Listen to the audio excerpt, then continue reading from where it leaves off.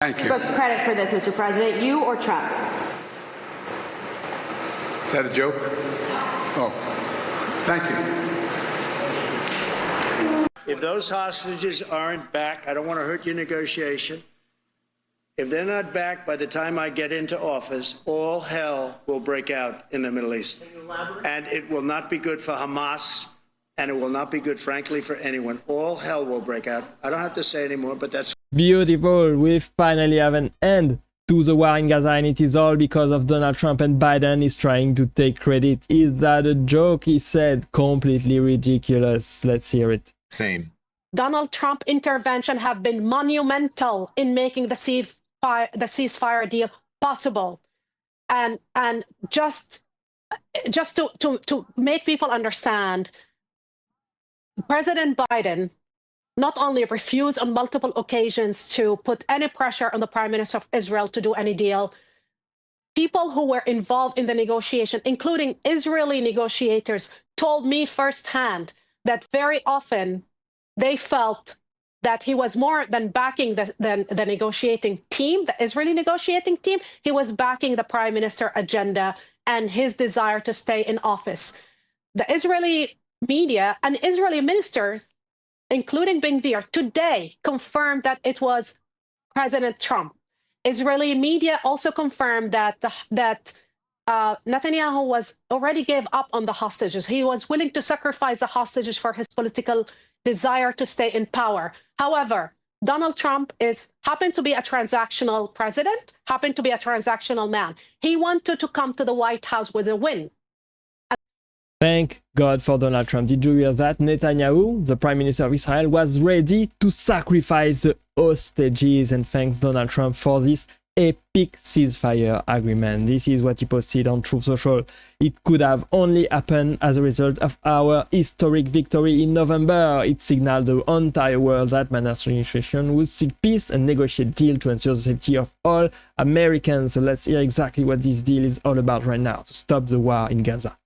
And just to give our viewers a bit of additional context, we understand this first phase could take place as early as Sunday, the release of 33 women, children, and older hostages, including those who are injured. In exchange, Israel expected to release Palestinian women and children from its prisons. Who they are specifically is still to be determined. Courtney Keeley is with me here. I think it is great that we have finally a deal to release the hostages. People have been waiting for so long, for way too long, for the hostages to be released, and Trump did it.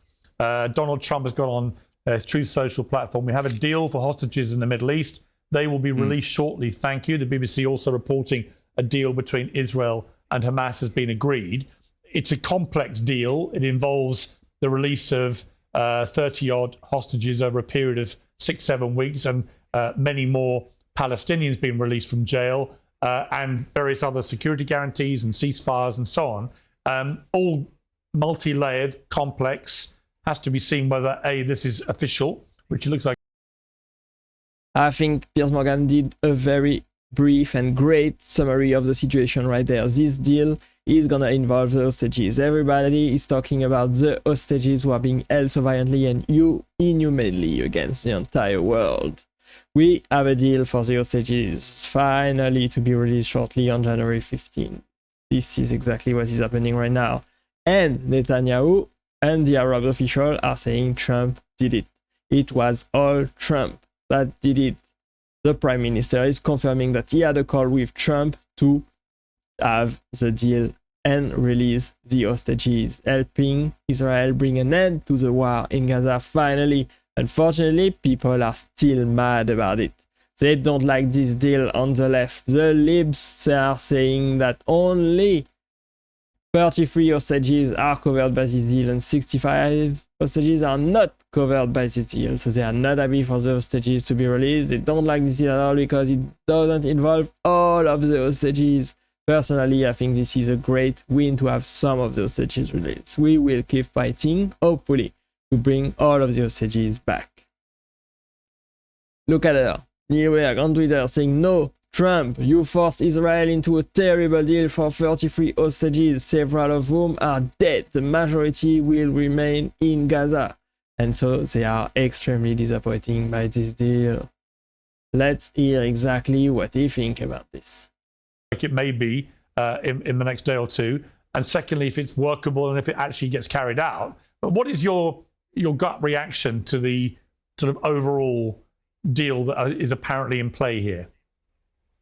You know, I've been on your show for the past 15 months, Pierce, and you and I have talked about what's been happening. I think initially, October, you know, you and I agreed that what Hamas did was a terrorism attack. It was atrocious. Israel had a right to respond. But you and I have also seen the devastation of the past 15 months. The Lancet just came out with this journey, with this peer-reviewed study that said actually the casualties might be 40% more, Pierce. So right now we know that 45,000 Palestinians have been killed. That could be up to 65,000, 70,000.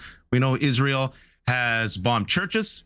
I know Michael cares a lot about churches right now, but I'm curious to see if he's okay with Israel bombing churches, mosques. It has killed UN workers. It has killed journalists. It has not allowed journalists inside to look at the damage. It has actually killed refugees. It has bombed refugee camps. It has bombed UN workers. More children have been killed in the past 2 years in Gaza than all the war zones combined in the past 2 years, right?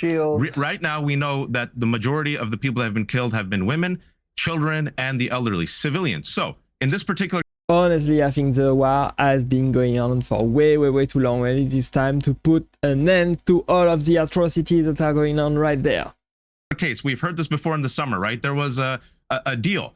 What's the best deal? Ceasefire, hostages. There are about 100 Israeli hostages who are still captured by Hamas. I talked to a father of an Israeli hostage, Yehuda Cohen, who blames Netanyahu for the current situation. He says that Netanyahu's to blame for being belligerent, for advancing this war, for rejecting the ceasefire deal when it was in place, right, in the summer. It was President Biden. Remember that, Pierce? I was on your show. President Biden came out and said, hey, this is Israel's deal. Let's do it. And they keep slow walking it because they have an expansionist view. They want everything from the river to the sea. I hope this time, Pierce, and I said this before on your show, whether it's Trump who does it, whether it's Biden who does it, the war has to end. Ceasefire deal for the hostages. Bring the hostages home, do a ceasefire deal, end this bombing, end this pain, end this suffering. A genocide, according to Amnesty International, a genocide, according to Human Rights Watch, a genocide, according to Israeli scholars of genocide, who've been saying it for a while. This particular situation where both Hamas leaders and Netanyahu are war criminals, according to the ICC, end this once and for all. If it happens, then maybe, just maybe, there could be some peace. You need rebuilding humanitarian aid in Gaza. You need the Gazans who've been displaced to come back to the north. You need the hostages to be released.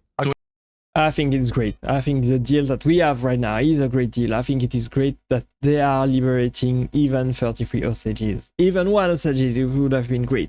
We will keep fighting. Hopefully Trump will back all of the hostages. We will see them back with them family, and they will give everything to bring the hostages back, hopefully. But the priority was, of course, to talk with Netanyahu and force him to end the suffering of all of these Palestinians, all of these people during the war.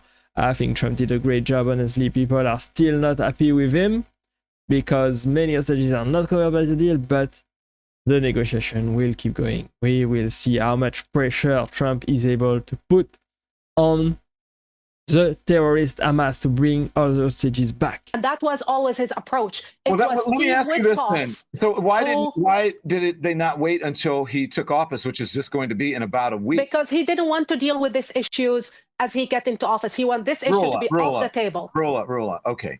I don't agree with that. I think Donald Trump would like to have started off. We know Donald Trump, the day of his inauguration or on the day to announce a ceasefire. The fact that it happened on Biden's watch, I think that leads many people to question whether it was. And look, I'm not saying that you're wrong, but that's going. Don Lemon does not want to admit that Trump did a great job for the hostages right there. He's saying people are going to believe it was Biden, but of course it was not. To lead many people to question. Do you know when the ceasefire will enter in? Do you know when the ceasefire will start? It's going to start. Well, the temporary ceasefire is going to start. It should start on Sunday, correct? It will start on the 19th. You mean the permanent? No. The phase one of the ceasefire will start the day Trump inauguration, basically. That's when it will happen. Yeah, exactly. So I think it was a great deal. Honestly, it's glad to see some hostages back. It's glad to see people ending the war. Trump did an amazing job. Let me know what you think. Are you happy with this deal? Do you think Trump should keep fighting for all of the hostages that are still left there? Do you think there are more important issues? Do you think the liberals are completely out of their mind criticizing Trump for making this deal right before his inauguration? Let me know what you think. Thanks for watching. I hope you enjoyed this video. As always, click right there to watch the next video, and I will see you there. Bye bye.